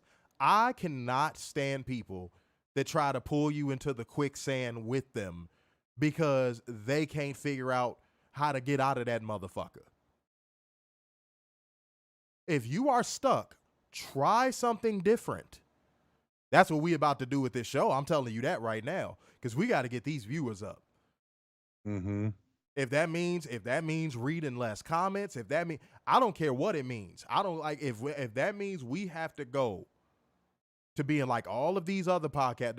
Now we not in the way of like entertainment and like telling the truth, but like if we got to be like those other type of podcasters for this engagement to get better, if we got to use clickbait, if we got to do all, we'll gladly do it.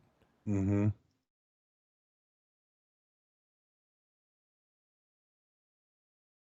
Because this cannot continue to go at the rate that it's going. And it's a lot of people that run around bitter and miserable because they stuck in quicksand and they can't figure out how to get out. And they looking at a motherfucker that's outside the quicksand and they're like, hey, just try this and you'll be able to get out. And they're like, no, I don't want to try that. Okay, then stay your bitch ass in that quicksand then. So we about to crawl our way out of this quicksand because this ain't gonna cut it. I'm just saying. We want to be engaging. We want to read as many comments as possible. Mm-hmm. But if y'all not giving us back the same energy and sharing these streams and doing what y'all supposed to do, we got to switch it up. And I think we said this on our Money in the Bank review. I had an epic rant on that review, I remember. Mm-hmm. I'm telling you right now, y'all going to be mad as shit. For all the people that don't engage, y'all are going to be mad as shit when a whole new crop of people come in here and they actually doing what they supposed to do when they come in these streams, and we ain't fucking with y'all no more. And I say that with love. So don't get mad at the people that are outside the quicksand. Just get yourself out of it, and that's what we finna do. So that's what I want to clear the air on. Go ahead.